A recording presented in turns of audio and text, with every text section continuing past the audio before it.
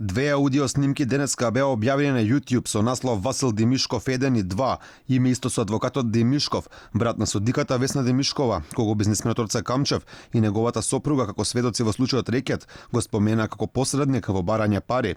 Бизнисменот Камчев во суд тврдеше дека Демишков го предупредил дека е под посебни истражни мерки и како што тврдеше Камчев, му било побарано 100.000 евра за првата информација. Во првата аудио снимка на YouTube, објавена денеска, двајца соговорници зборуваат за суми од 3 до 9 милиони евра.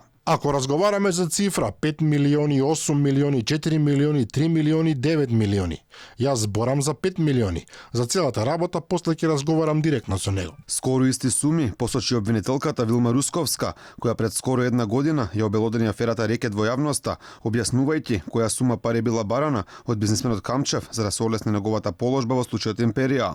Биле побарани вкупно 8 милиони евра за да се запре истражната постапка, а доколку таа не биде запрена, тогаш во насока на изнаоѓање олеснителни околности, сведокот требал да им исплати 5 милиони евра. Со тоа што веќе дадените 1 милион во вториот наврат влегувале во тој износ. Останатите 4 милиони евра било договорено да се исплаќаат суксесивно на 4 месечни рати. Разговорот денес објавен на YouTube потсетува на сведочењето на Ана Камчева, кога во декември лани сведочеше во судот.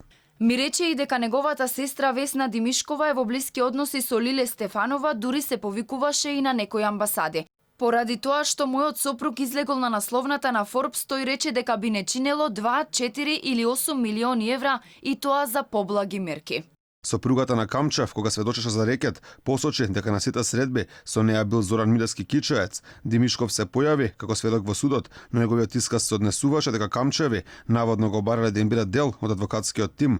На двете аудио снимки се слушаат двајца машки соговорници. Алфа се обиде да стапи во контакт со адвокатот Демишков за да го праша дали неговиот глас е на снимката, но тој не одговори на нашите повици. Вчера кривичниот суд Боки 13 и Катица Јанева ги осуди на 16 години затвор. Бојан Јовановски во судот кажа дека парите од Рекетот завршиле кај браќата Заеви.